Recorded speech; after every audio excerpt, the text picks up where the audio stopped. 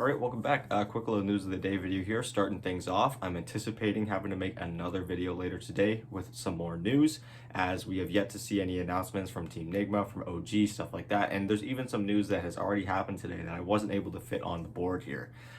So if you're at all curious for that, just feel free to subscribe and check in on that later today in probably just a few hours. With that being said, I just want to also say thank you guys so much for 700 subscribers. I hit 600 yesterday. I hit 500 the day before that. The growth has been insane. So thank you guys so much, and all the people leaving positive feedback and positive comments and stuff. It's been overwhelming. It's been fantastic. So thank you guys so much for your support, and I'll just keep the content flowing. So yeah, I'm jumping right into it. A lot of news from kind of all over the place, but finally China having a lot of big news lately, and we'll end up getting there. But starting things off, Tundra has re-signed their entire roster through 2024, which is huge.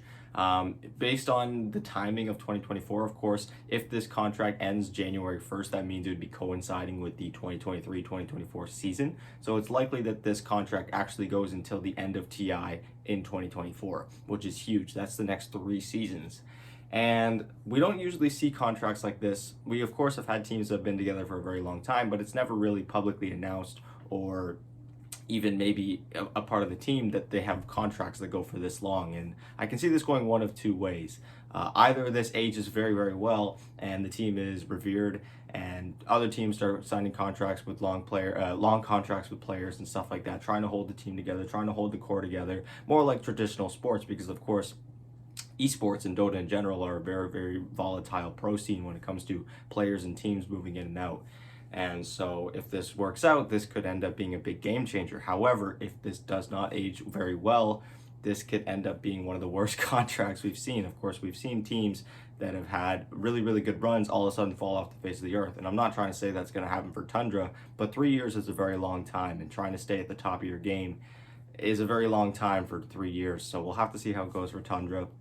Of course, I wish them the best of luck. I think the more stability in the scene, the better. The more reliable it is for some bigger organizations and stuff to come in, more money comes into the scene with more reliability. So yeah, best of luck to Tundra here. This is a huge contract, and I just hope for the best that it doesn't end up being one that ages poorly. Next up, heading over to Southeast Asia, Fnatic has basically come out and said that 3 of their 5 players from last season are going to be sticking around, those being DJ, Jabz, and Raven. They've actually even mentioned that DJ is going to be moving back to position 4, which I think is good. I think DJ is a fantastic position 4. He did play quite well for himself on position 5, but I think we all know DJ to be one of the best position 4s in all of Dota, so it's nice to see him back to his roots, and that must mean also that Jabz is moving back to position 5 as well. So yeah, some exciting news coming out from Fnatic, and we'll have to see how it plays out for them. Moving now to China, where we have some pretty big stories coming on. Of course, China kind of didn't really have a whole lot going on for quite a while. It seems like everything has just kind of been an explosion throughout this past week of just rumors coming out about, Elephant disbanding, to all of a sudden new teams and new players moving around all over the place. And now we've got some actual concrete rosters. And I'm sure in my video that I'm going to be making later today, there will be some more news coming out from China as well. So starting off with Vici Gaming. So Vici Gaming, a team that, of course, attended TI, probably didn't do as well as they were intending. Of course, they had a very, very powerful roster, a very, very good roster, and it just didn't really work out for them. So looking at the previous roster, the only member they hold on to is Poyoyo, which I think is a good thing. Poyoyo was definitely one of their shining stars on that team. However, the rest of the roster here that we're going to get into is a pretty tough loss. First off, Ori, who has left, and he has already joined Team Aster as of today. And that'll be at the bottom of the board here, the last little bit of news, spoiler. We have Old 11, who has yet to join a team so far. Of course, he only left Vici Gaming just a few days ago. We have PYW and DY, who are now part of Xtreme Gaming, which seems to be the new team that a bunch of players are flocking to. Of course, last season it was Elephant, or last year I should say, where we had Somnus, FY, a whole bunch of these big name players, Paparazzi, joining this team, and it just didn't really work out. So sometimes these star power teams, they just don't work out, and in the case of Elephant, it really backfired. And then finally, they had Coach Fenrir, who has yet to find a new team at this point. So looking at the new roster, again, the only player that they've kept so far being Poyoyo. They have signed XM, who was previously on eHome. Of course, eHome had moved him to the inactive roster, but that was likely just for the roster shuffle period. We have Irving coming in from LBZS, which is of course is a team that played in the lower division in China's DPC and finished top 2. So they were bound for the upper division. However, they can't maintain their entire roster together, and so Irving joins Vici Gaming. We have YDS and Victoria previously on CDEC, and Lycas previously on CDEC. So quite a few members here that have been playing together for quite a long time. I know that Lycas as a coach was actually let go near the start of, or near the end of 2020, I should say, or the start of 2021.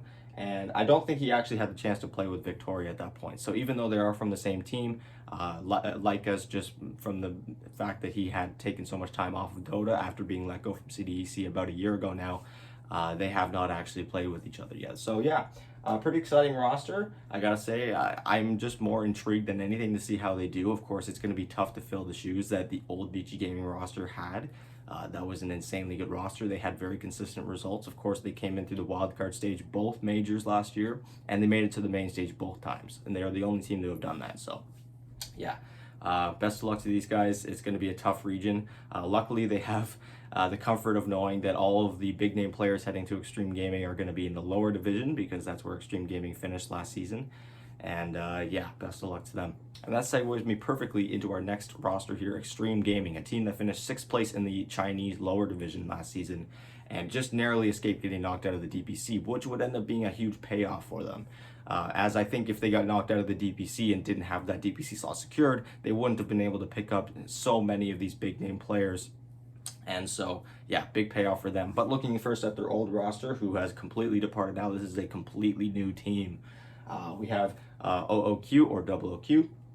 We have Storm, Aunid, Karker, and Aqua, who have all departed so far. None of them actually have any Liquipedia pages, so I'm unsure about whether or not any of them got picked up by any of their teams. But regardless, their new roster, one that has a lot of star power on it, like I've mentioned. First off, we have Jay coming in from Sparking Arrow, Paparazzi coming in from Elephant, aka Eurus. Of course, that Elephant roster didn't exactly work out, but Paparazzi has been making a ton of waves on on the European servers, as he is now rank 1 in Europe, and he has a ridiculously high win rate in mid, which is what he's been spamming lately. Of course, he played carry when he was on Elephant. Now he's gone back to the mid lane. Next up, we have SRF, previously on Sparking Arrow as well. We have Tank, previously known as PYW, so a couple of name changes on this team. However, Paparazzi's going back to a name that he's already had before. But yeah, that's PYW and DY coming in from Vici Gaming. So two very, very solid supports coming in from a team that had very, very good results this year. We have Paparazzi, who's looking like he's in the best shape he's been since when Vici Gaming was really, really strong a couple of years ago. And yeah, this is a scary good roster. Keep in mind, these guys are going to be in the lower division, so you won't be seeing any of these guys at the first major, but I would be very surprised if we don't see them in the upper division by the second tour. This is a very, very strong team. And yeah, I gotta say, I'm excited to see these guys play. I think the Chinese region is one of the most fun regions to watch in all of Dota, and this is giving me even more reasons to get more excited even about the lower division. So yeah, and finally, the last bit of news kind of alluded to earlier in the video, and that was regarding Ori and Vici Gaming. They have parted ways. Of course, Vici Gaming coming in with a new roster. It's unclear whether or not Ori was kicked or if he felt that he had to leave. I'm sure if Vici Gaming wanted to keep him around, Ori was definitely one of their better players. So yeah, now he is with Team Aster, who has yet to announce their full roster right now. They actually still have 6 players now that Ori has joined. That is both, they have 2 mid laners now, Ori and White Album. So do they bench White Album? Do they kick him? Does Ori maybe switch positions? Does White Album switch positions? We don't exactly know what's going to be going on with Team Aster, but they're in the same situation that Team Liquid is in right now, where they have too many players and we don't really know who could be leaving because of the fact that anyone could be changing positions. So yeah, we'll have to see how it goes for Team Aster. Best of luck to them. Picking up Ori is definitely huge. I know that these guys notably struggled a lot when it came to playing on LAN throughout the entire year. They were performing quite well in their own region, but whenever it came to majors and TI, they just weren't able to back it up. And so picking up Ori is always nice because Ori has shown this year that he is able to bring his A game at majors. So yeah, that's going to do it for News of the Day, part 1 for today. Again, I'm assuming I'm going to have to make another video later today with some more news. Again, there's a story that I wasn't able to put on this board yet, and that is that Alliance has brought in a new coach, and I believe that is OKCia. and I'll have that on my next board, and I'll talk a little bit more in depth about that in my next video. But thank you guys so much for watching. Again, thank you guys so much for 700 subscribers, all the positive feedback. If you're at all interested in joining the Discord server that we have where we talk all things DPC, feel free to check that out in the description, as well as all the sources to everything I talked about in this video. And I'll talk to you guys later today with another video.